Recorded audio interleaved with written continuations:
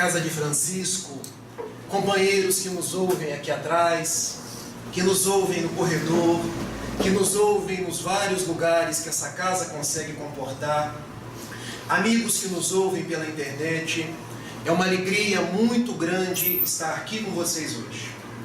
Eu rogo então a Deus, a Jesus, o amigo de todas as horas, possa abençoar a cada um de nós e nos envolver em vibrações de alegria, de saúde e, sobretudo, de muita paz. Estamos em abril de 1860. Ele era ainda jovem. O nome dele, Joseph Perrier. Casado com Dona Antoinette, que era a mulher dos seus dias. Era aquela que ele desde cedo se enamorava, fez planos de uma vida a dois e viviam felizes. Mas, como as dificuldades, como as coisas que nem sempre são boas, acontecem na vida de todo mundo, Antoinette vem a falecer. E o que era dias floridos, o que era a extrema felicidade na vida de Joseph Perrier, passam a ser dias de melancolia, passam a ser dias de tristeza, passam a ser dias onde ele não mais conseguia enxergar beleza na vida, beleza nas pessoas, vontade de trabalhar, vontade de viver. Ele começa então a namorar uma das pontes do rio Sena, que corta Paris, olhando nas águas lá embaixo. Se eu me atirar, se eu me jogar, não farei falta a ninguém. Já não tenho mais a presença de minha esposa. Já não consigo mais viver. É o fim dos meus dias. É o fim da minha alegria de viver. E foi namorando a Pont-Marie, donde ele pensava em se atirar do vão central e encontrar nas águas do Sena o fim das suas melancolias, o fim das suas tristezas. Numa noite gelada em Paris, ele resolve então concretizar o seu intento.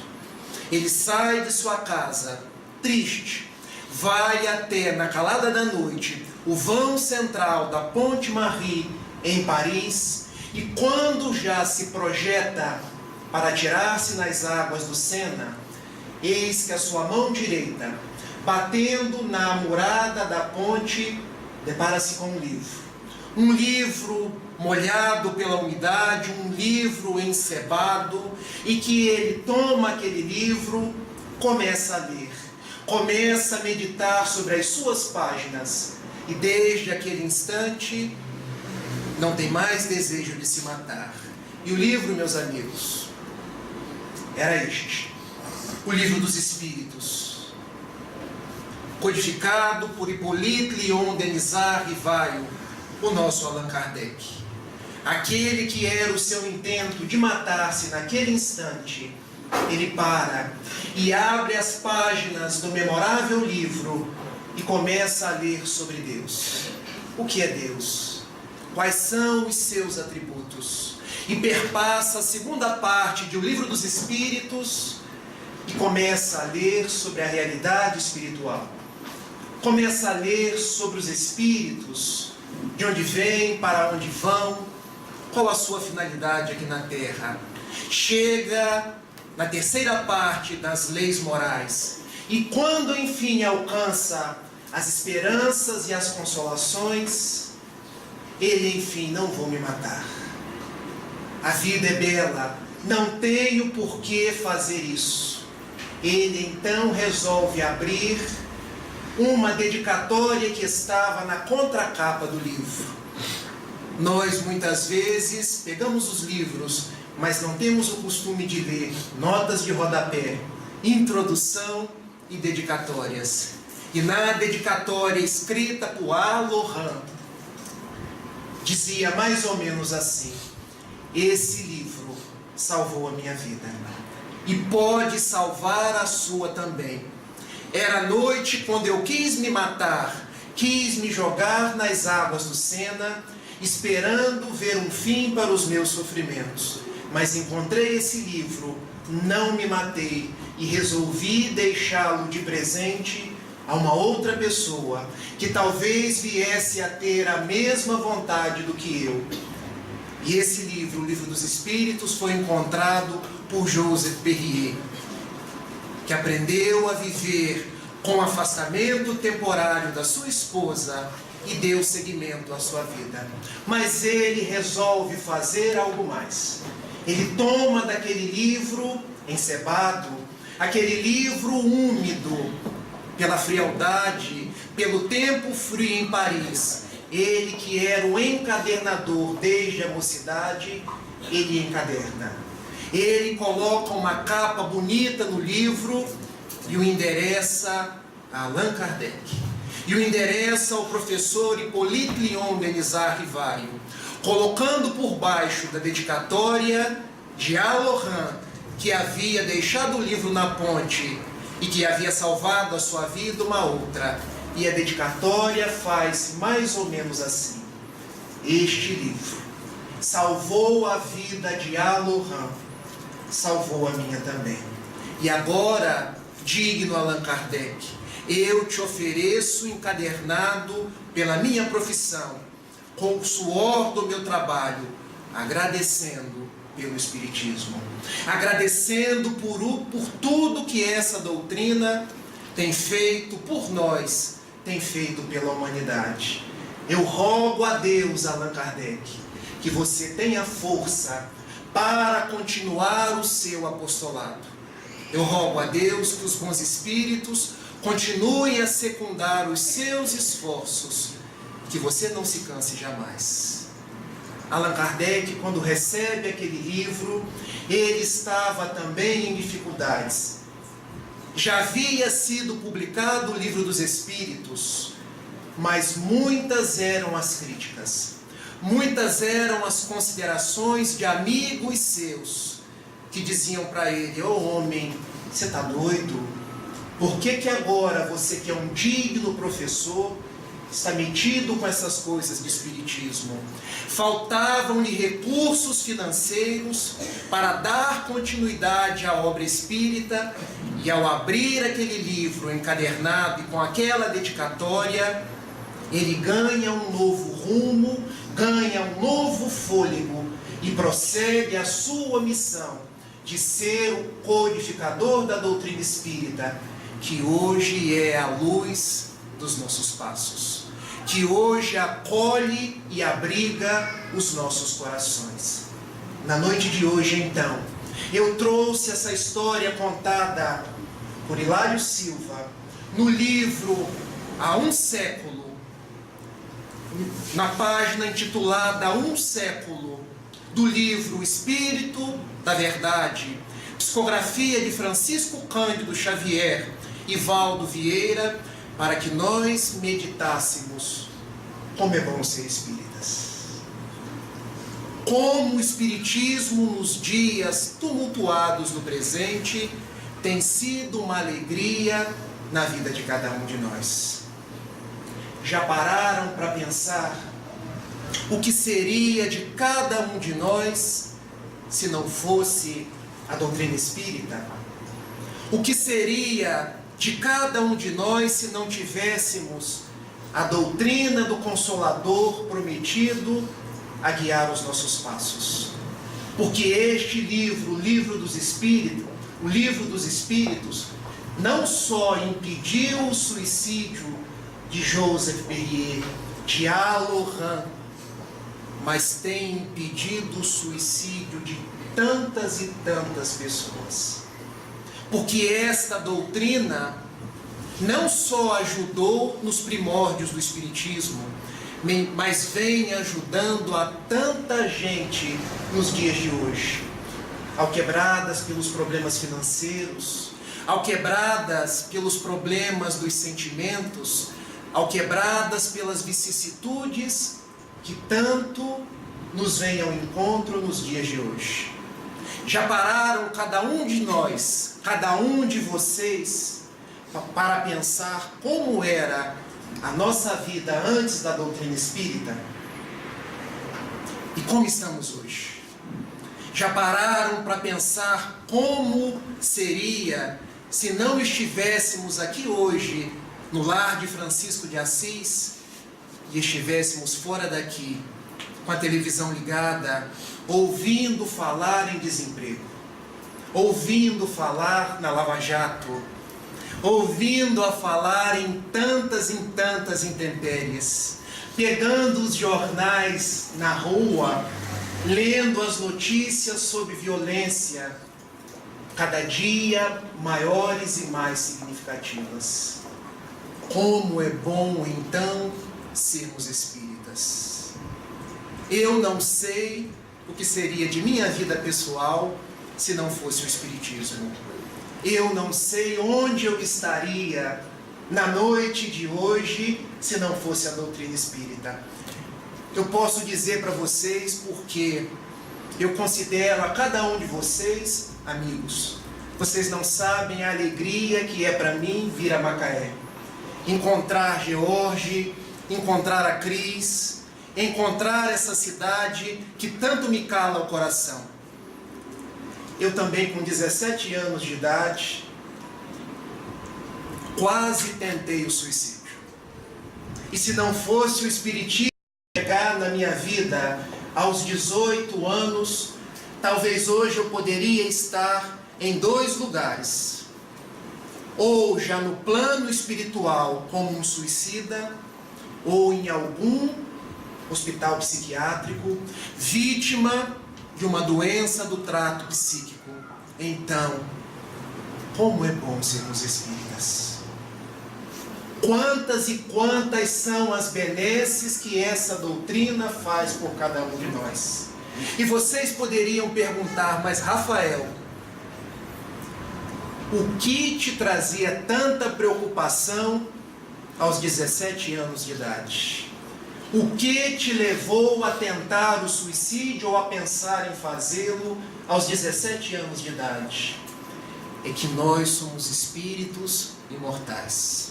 Nós já vivemos antes e temos uma carga de comprometimentos e temos uma carga de desacertos que muitas vezes não conhecemos. Hoje, não são só os jovens há mais tempo, uma forma cordial de chamar aqueles que já viveram mais, mas os jovens há menos tempo e até as crianças que estão adoecidas, estão com dificuldades da depressão, da angústia, das moléstias do trato psíquico. E eu me lembro aquele dia que eu cheguei a pensar, a pedir a alguém na rua para me emprestar uma arma com a qual eu daria um fim à própria vida. E pensava nas letras, nas palavras que eu dirigiria à minha mãe e ao meu pai, porque eu não tinha forças para lutar. E como foi possível vencer aquilo tudo? Misericórdia de Deus, doutrina espírita. Eu morava em Itapiruna todo mundo conhece. Quando eu falo em Itapiruna e Niterói, terra onde hoje eu me encontro, as pessoas pensam, mas aqui em Macaé todo mundo conhece. Ninguém dava conta de mim. Minha mãe colocou-me para fora de casa, não porque ela não me amava, mas porque alguém que fazia as coisas que eu fazia era muito difícil. Meu pai acolheu-me, mas num determinado momento eu fui morar em Bom Jesus do Itabapoana. Todos conhecem? Também conhecemos. Cidades próximas do entorno, de queridos companheiros. Eu fiquei na casa de uma tia, a tia Ana, com a qual eu guardo toda a ternura e amor do meu coração. E dormia num quarto à noite. Eu era católico, muito católico. E no sobrado ao lado da mesa tinha um livro. Que livro vocês acham que era? O Livro dos Espíritos. Mas com uma particularidade muito grande. O livro estava sem capa.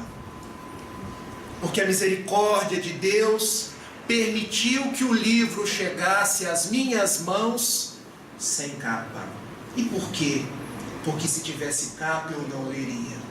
Porque se tivesse capa eu lembraria da igreja. E eu era fervoroso. E eu lembrava de minha mãe. Não, esse livro eu não posso ler. Porque é contrário à ortodoxia da igreja. Minha mãe não vai gostar. O que as pessoas vão dizer de mim? Como a gente se preocupa com a opinião alheia, com a opinião dos outros. E eu devorei aquele livro. Devorei tal qual Joseph Perrier, na noite de Paris, quando ia se suicidar, e tomou o livro dos Espíritos, a meditar, a pensar, e não se suicidou. Eu também não me suicidei. E li sofregamente, parecendo encontrar algo que fosse uma explicação para os dramas da minha existência. E vocês sabem qual foi a primeira página do livro que eu li? Eu trago o livro a tiracolo, porque ele salvou a minha vida. E eu queria pedir licença para ler o trecho, que talvez tenha sido a drágia, o comprimido salvador dos meus dias. Na impossibilidade de ligar para alguém do CVV, que teve ontem aqui curso, e hoje, e que nós podemos ajudar muita gente, o CVV foi o livro, a leitura do trecho. O trecho foi esse, gente. Ora, o verdadeiro espírita vê as coisas deste mundo de um ponto de vista tão elevado. Elas lhe parecem tão pequenas, tão mesquinhas, diante do futuro que o aguarda. Para ele a vida é tão curta, tão fugaz, que aos seus olhos as tribulações não passam de incidentes desagradáveis de uma viagem. E eu pensava, eu me encontro numa viagem. E o que hoje me acontece são apenas incidentes desagradáveis. E eu continuei a leitura. Aquilo que em outra pessoa produziria violenta emoção, pouco afeta. Ele sabe, além disso, que os desgostos da vida são provas que servem ao seu adiantamento, se as sofrer sem murmurar, porque será recompensado conforme a coragem com que as houver suportado. Então eu meditei e pensei, o que eu passo é transitório. O que eu passo é apenas um incidente desagradável do caminho, mas tudo vai melhorar. Se eu perseverar, se eu tiver força, se eu tiver coragem, se eu rogar a Deus, as tribulações vão passar. E passaram. Passaram com a ajuda do Espiritismo. Eu retornando para Itapiruna, um mês depois, eu passava pela rua 10 de maio, contava 18 anos, e vi escrito assim: Grupo da Fraternidade Espírita Humberto de Campos. E uma voz dentro da minha cabeça disse: meu filho, entra. E o que vocês acham?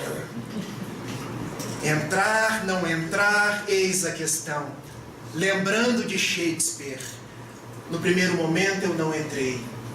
Lembrei-me de minha mãe, lembrei-me que eu ainda ia à igreja, mas a voz veio mais forte na minha cabeça: meu filho, entra. Aí eu olhei para um lado, olhei para o outro, vi se não tinha ninguém olhando e resolvi entrar. Nunca mais saí.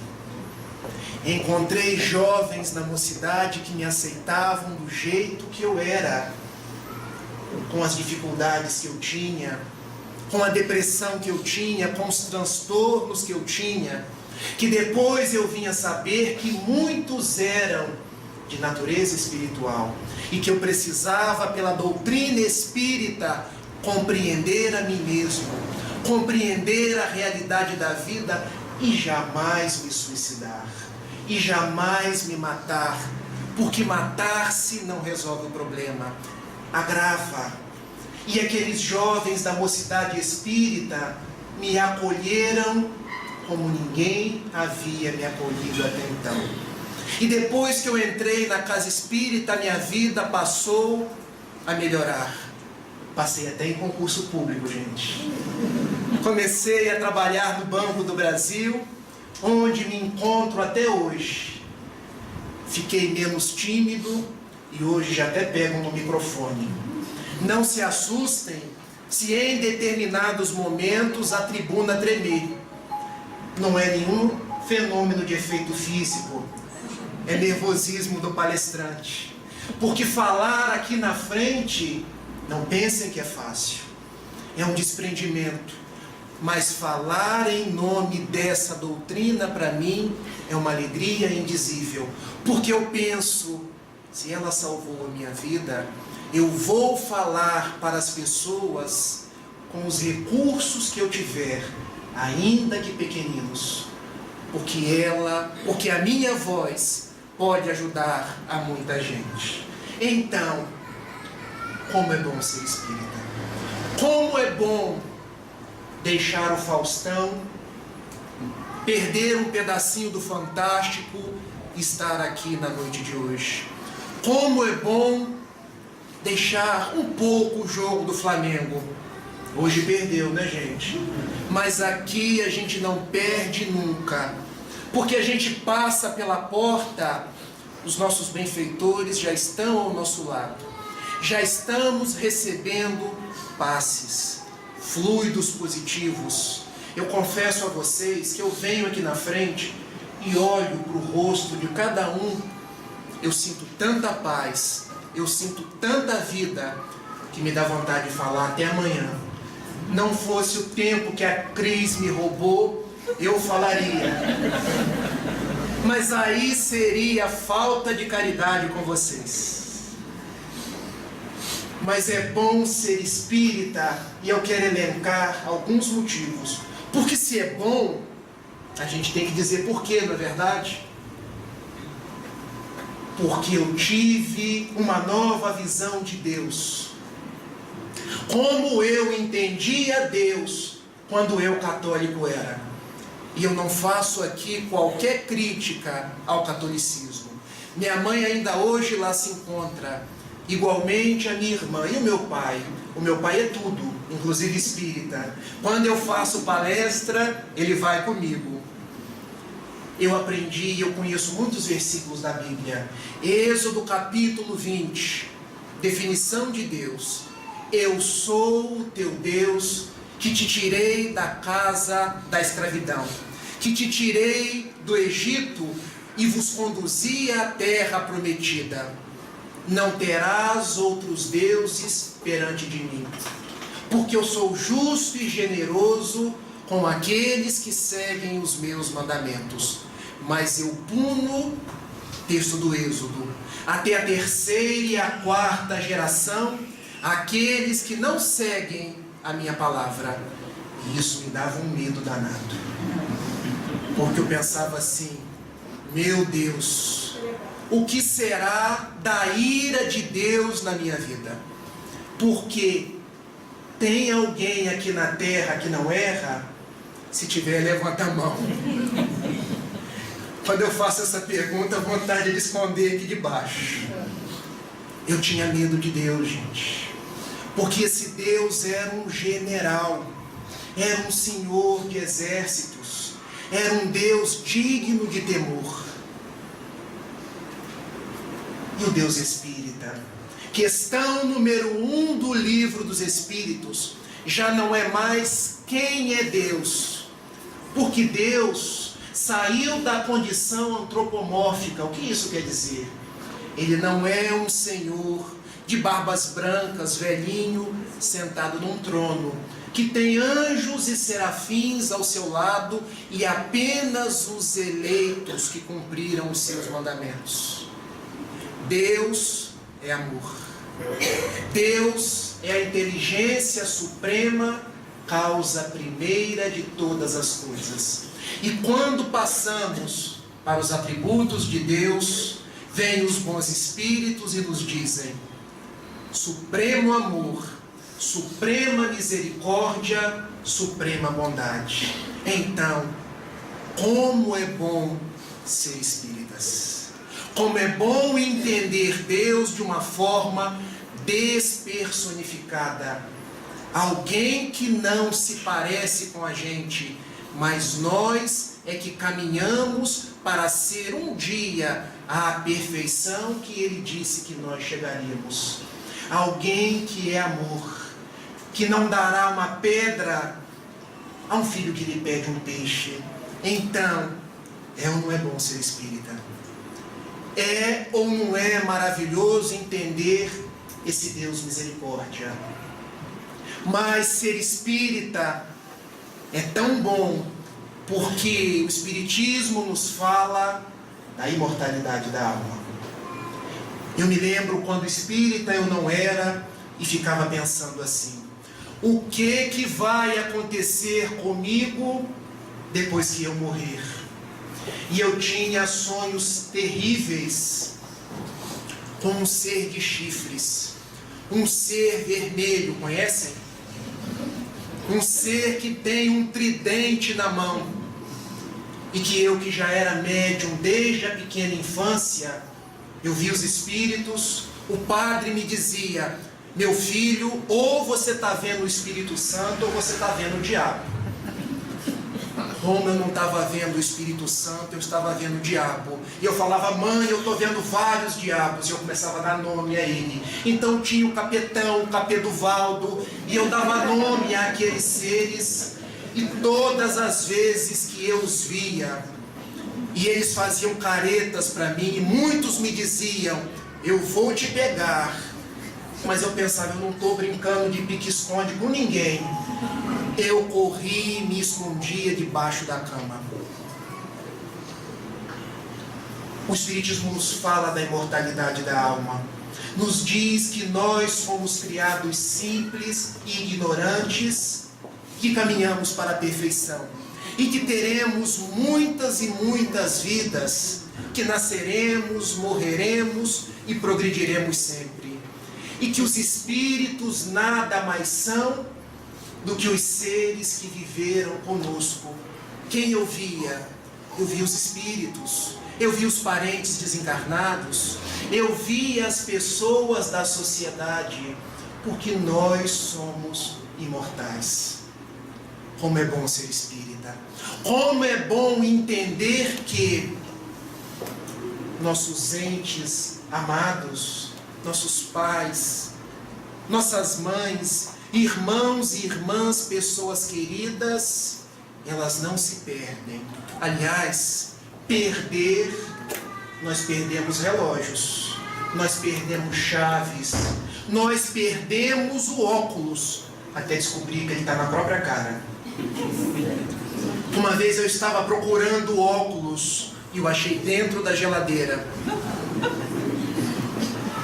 Cabeça de orador espírita tem dessas coisas. Então vocês perdoem. Como é bom ser espírita e entender que nós não perdemos ninguém.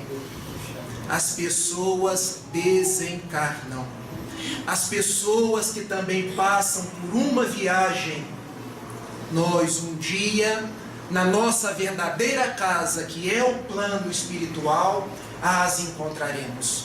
Ah, Rafael, mas eu queria mensagens dos meus entes queridos para acreditar na imortalidade da alma. Mas se hoje não as recebemos, as mensagens, nós sentimos a sua presença pelos pensamentos. Nós sentimos aqueles momentos de conforto íntimo, aqueles momentos em que nos lembramos das pessoas, dando um indicativo que elas estão perto de nós. Como é bom ser espírita!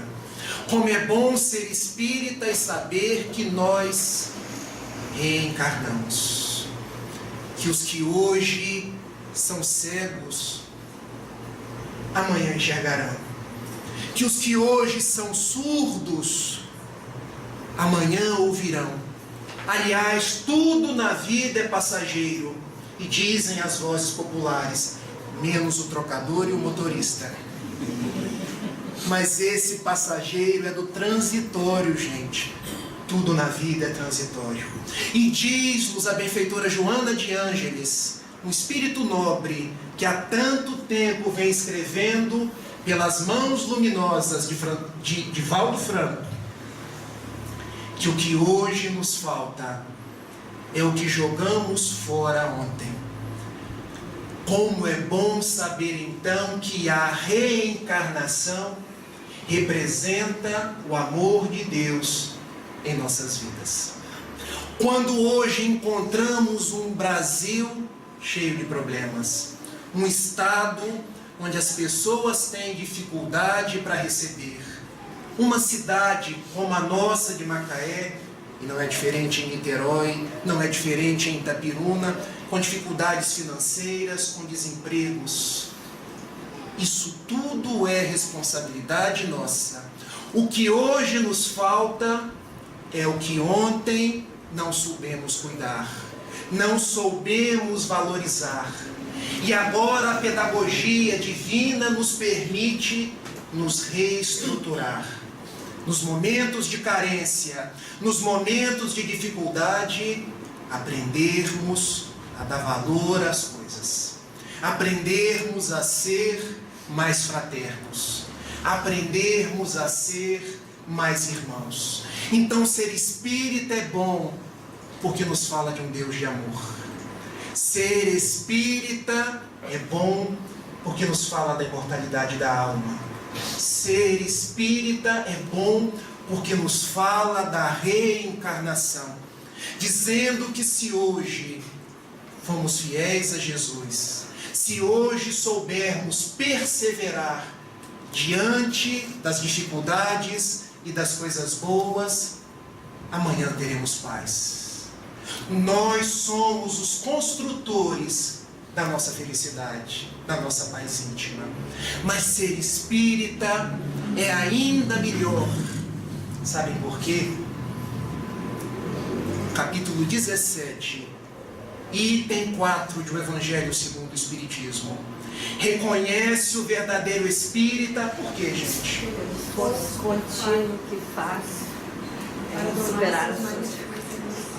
Nós costumamos dizer que nem precisavam os palestrantes, porque o que os palestrantes fazem é apenas lembrar o que todo mundo já sabe. Nós somos post-its. A gente vem, fala, e as pessoas que já sabem, porque a lei de Deus está na consciência, se lembram. Reconhece o verdadeiro espírita, o verdadeiro cristão, pela sua transformação moral. Que proposta, que alegria.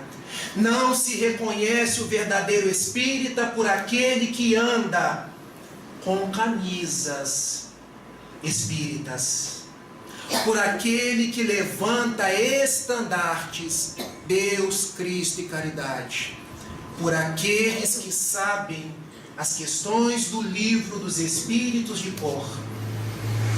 Há pessoas que sabem estudar, isso aí é questão 909 do Livro dos Espíritos. Isso aí é questão 785. Isso é válido? É válido. Mas o importante é quando sai da boca, entra no coração. E entrando no coração, se transforma em proposta de vida. Se transforma em rota de conduta. Reconhece o verdadeiro espírita por aquele que busca ser hoje melhor do que ontem, e por aquele que busca ser amanhã melhor do que hoje. Então, ser espírita é uma proposta de autoiluminação. Que alegria então é saber que eu sou reconhecido pelos meus atos e não pelo meu credo. Olha a distinção que a doutrina espírita traz na vida de cada um de nós. Mas poderiam muitas pessoas dizer assim: Rafael, mas eu ainda não consigo fazer a reforma íntima. Eu ainda não estou em condições da transformação moral, a que me recomenda, a que me chama o Espiritismo. Eu posso ser considerado espírita? É uma alegria, mesmo assim, ser espírita? E aí a gente volta à frase: reconhece o verdadeiro espírita pela sua transformação moral e pelos esforços. O verdadeiro espírita, o verdadeiro cristão não é aquele que está pronto, mas aquele que dá um passo, depois dá outro passo e caminha adiante. E esse é o verdadeiro diferencial. Porque muitos, quando adentram um credo religioso, querem, da noite para o dia, se tornarem pessoas que não conseguiram até então. Mas o que é distintivo em nossas vidas são os esforços. Uma caminhada de 1000 passos, como diz um ditado oriental, começa pelo primeiro. Então, a partir do momento em que damos o primeiro passo, nós nos tornamos espíritas, nós nos tornamos cristãos. Eu me lembro de um dia, Edivaldo Franco contou isso numa palestra, que ele estava chorando depois de um dia de muitos trabalhos no bem. Imaginem, Divaldo Pereira Franco chorando. Normal é Rafael chorar, é George chorar. Divaldo Franco hoje tem 90 anos de trabalhos no bem. A idade eu não errei não, gente. Ele é de 1927. 5 de maio de 1927. Está por esses dias fazendo palestras no Rio de Janeiro.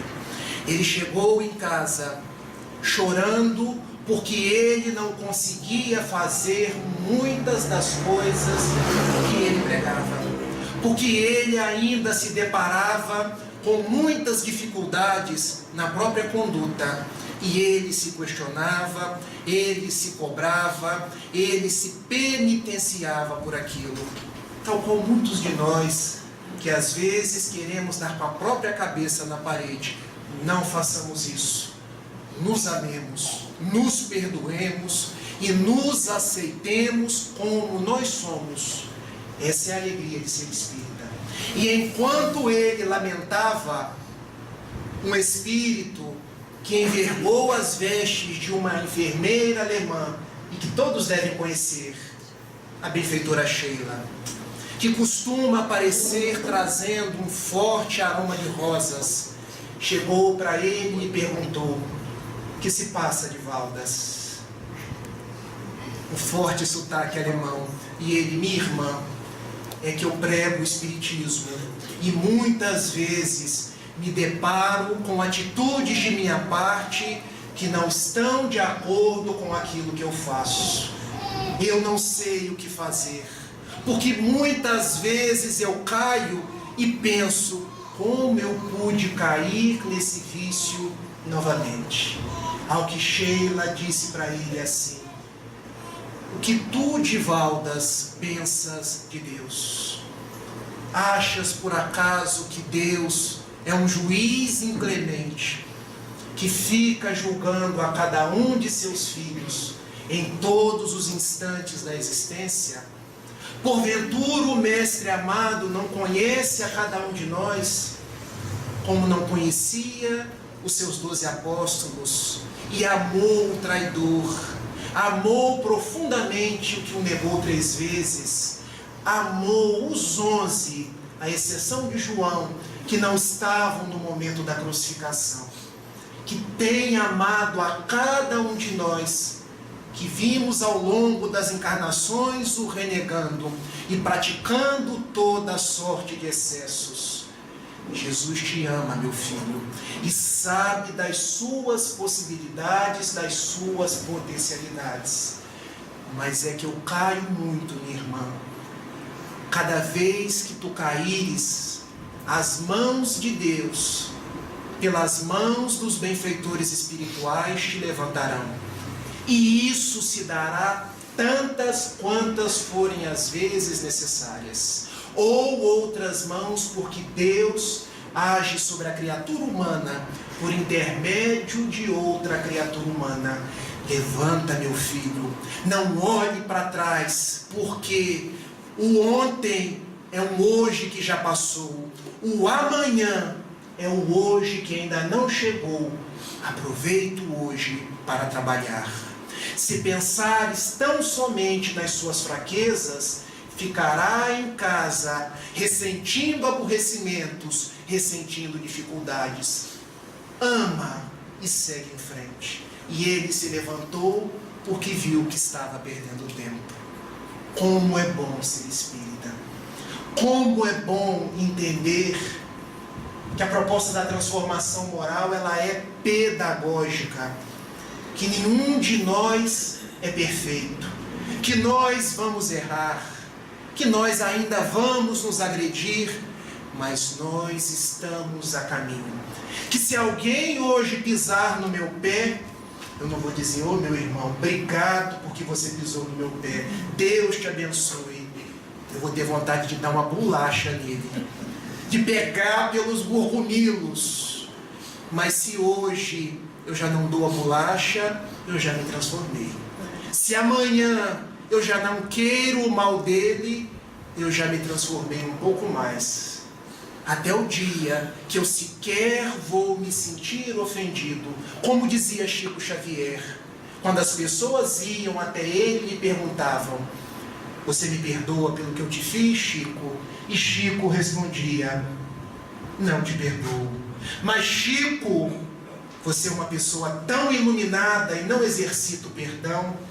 É, minha filha, ele dizia daquele jeito mineiro, daquele jeito matreiro: eu não tenho que te perdoar, porque eu sequer me senti ofendido. Mas isso é uma proposta.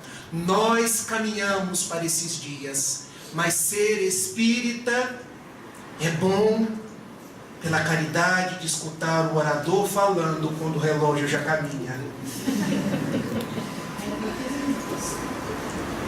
É bom porque a gente aprende com a doutrina espírita que fora da caridade não há salvação. Eu me lembro nos primeiros dias da minha mocidade espírita, quando nós, os jovens, e rememoro aqui o que Cristo falou antes da gente começar das panelas, que a gente descia para lavar as panelas. E eu perguntava ao diretor, ao orientador da mocidade: mas a tarefa da mocidade é lavar as panelas? Sim, é lavar as panelas. É fazer a campanha do quilo, é visitar os enfermos. Mas eu não entendo. E quando vamos estudar? E o diretor: ser espírita já nos diz, o Espírito de Verdade. Capítulo 6 do Evangelho segundo o Espiritismo: amai-vos e instruí-vos. Não é só instrução, é também amor, é também trabalho no bem. E quando eu medito que o Espiritismo é a doutrina através da qual eu procuro me tornar mais caridoso, e eu entendo que é fora da caridade que não há salvação, eu me torno feliz por ser espírita, mas me torno ainda mais feliz por ser útil, por servir, por fazer o bem sem esperar recompensa, por dar de mim mesmo. Há muitas pessoas que dizem assim: eu sou infeliz porque eu não tenho nada para dar. E a gente costuma responder: não há ninguém que seja tão pobre que não tenha nada para dar, nem ninguém que seja tão rico que não tenha nada para receber. O que dá sentido à nossa vida, o que nos confere felicidade por ser espírita, é cada vez mais nos exercitar na proposta da caridade. E aí a gente se lembra das mais variadas formas que nós podemos exercitar a caridade e podemos ser felizes. A caridade do sorriso, a caridade do abraço, a caridade do acolhimento. Eu, quando cheguei aqui, vi pessoas: recebam um abraço, é de graça. E me lembro como hoje, Divaldo Pereira Franco não me sai da cabeça de um dia que ele se encontrava na cidade do Cabo, na África do Sul, após terminadas as conferências do dia, junto com um grupo de amigos num hotel onde eles se encontravam para jantar, quando o espírito Joana de Ângeles apareceu para ele e disse assim: meu filho, você está vendo aquele garçom que está servindo de mesa em mesa? Minha irmã, eu estou vendo. E o que a senhora pretende? Eu quero que você dê um abraço nele. E Divaldo, de jeito nenhum. De jeito nenhum. Olha quantas autoridades tem nesse hotel. Olha quantas pessoas tem aqui, companheiros, confrades espíritas. Eu vou pagar um mico, minha irmã. Aliás, não é nem um mico, é um verdadeiro King Kong. Você tem certeza, minha irmã? E ela, meu filho, a quem deseja servir? A Deus ou a Mamon? Ah, minha irmã, a Deus, a senhora sabe. Eu já te falei isso muitas e muitas vezes. Abrace o garçom. E ele, resmungando: ter guia, mulher, é sempre um problema, porque elas mandam com força, e quando são baixinhas, são ainda mais imperativas, porque as baixinhas, elas já chegam trovejando, e quando é mulher, religiosa e freira, é ainda pior. Dizia ele: eu vou abraçar minha irmã. E ele ficou pensando: mas como eu vou fazer isso? Ele chegou para o garçom. Vocês imaginam que se serve num jantar, num hotel à noite? Se servem bebidas. Os confrades espíritas e Divaldo Franco não bebem. Eu gosto sempre de fazer essa ressalva. Se servem refrigerantes. Ele chegou para aquele garçom negro, alto, forte: o senhor, por favor, venha até aqui. E ele veio. Traga café com leite para mim. O senhor tem certeza? Aqui nós servimos refrigerantes, drinks, nós servimos bebidas importadas. Por favor. Eu sou do Brasil, eu sou lá de Salvador. Lá a gente bebe café com leite de manhã, de tarde, de noite. As pessoas pobres lá muitas vezes não têm o que comer e a gente taca café com leite.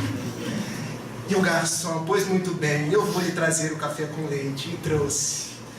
E ele, o garçom, trouxe o café com leite. E quando aquele homem acercou-se da mesa, Divaldo levantou-se e disse: agora eu vou te dar um abraço. E aquele homem negro foi ficando roxo, laranja, esbranquiçado, e antes que ele negasse, Divaldo deu um abraço. Sabe aqueles abraços de urso? Que a gente abraça e começa a apertar e a gente sente até as costelas estalando. Mas por que o senhor me abraçou? Porque o senhor é uma pessoa muito gentil. O senhor trouxe café com leite para mim. Ele gostou tanto do abraço que ele trouxe mais uma vez, mais duas vezes. E estava o garçom direto, andando com um bule de café, de leite. No outro dia, Divaldo teve uma disenteria.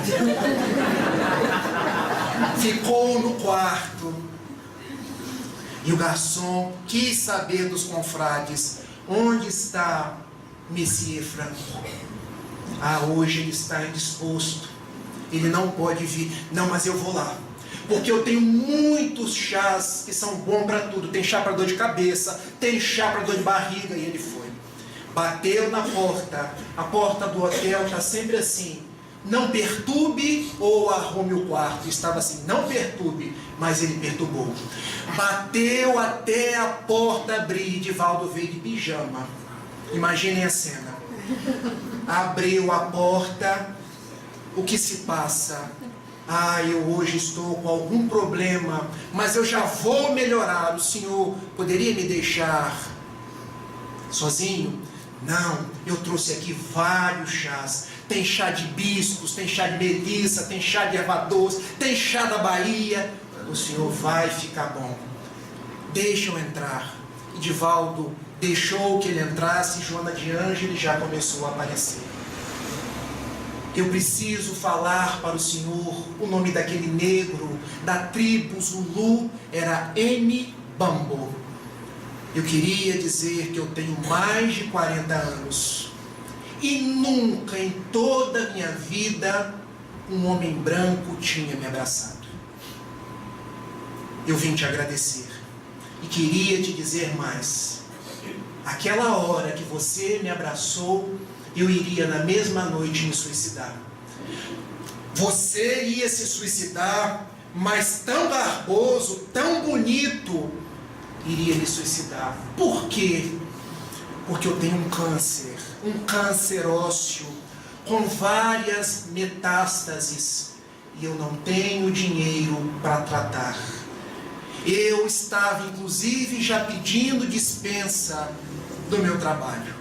Mas quando você me abraçou, eu pensei, um homem branco me abraçou. E eu fiquei tão feliz. E eu cheguei em casa e disse para minha mulher e os meus 3 filhos, um homem branco me abraçou. A África do Sul tem jeito. E Joana de Ângeles disse, Divaldo, ele vai ficar bom. Ele vai recuperar do câncer. Você entende por que nós o abraçamos? Eu abracei junto. Porque aquele abraço preveniu um suicídio. E Divaldo, sem falar que ele iria ficar bom, o abraça novamente. Mas agora são as energias de Mbambo que passam para Divaldo e ele melhora da constipação. E pode sair para fazer as suas palestras. E lhe diz assim, Mbambo, a partir de hoje, você será meu filho, e eu me corresponderei com você. E Joana de Ângeles diz para ele, apresente o espiritismo a Mbambo. E ele, calma minha irmã, não, é o momento.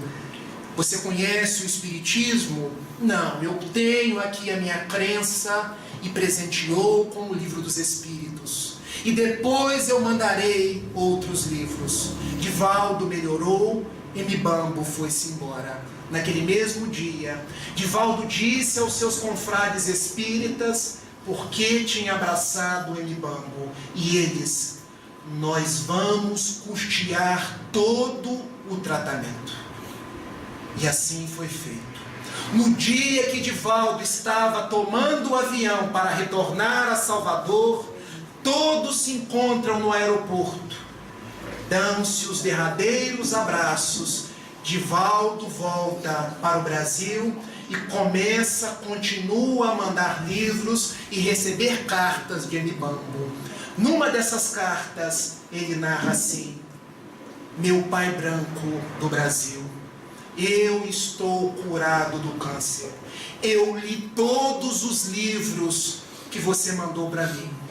O livro dos Espíritos, o Evangelho segundo o Espiritismo, e eu estou abrindo um núcleo espírita aqui na cidade do Cabo. E Joana dizendo para Divaldo, através de Mbambo, nós vamos difundir o Espiritismo na África do Sul. E assim foi feito. Obrigado, meu pai branco, porque você salvou a minha vida do suicídio. E Divaldo respondeu, agradeça a Jesus, agradeça a Deus, agradeça aos bons espíritos, agradeça a Allan Kardec, porque se eu hoje te ajudei, é porque um dia eu também fui ajudado. Que alegria ser espírita, a alegria de crer no Deus de amor, de crer na imortalidade da alma, de crer na reencarnação, a alegria da fé que raciocina, da proposta que não é o que eu falo, o que eu digo, mas é a minha transformação moral, é a minha vontade de ser mais fraterno, mais irmão. Que alegria de entender que não é fora da igreja ou da casa espírita, mas é fora do amor, é fora da caridade, é fora dos laços de ternura que eu estabeleço com as pessoas. Eu então encerro a nossa conversa dizendo que o Espiritismo é hoje reencontrar Jesus no imo do coração.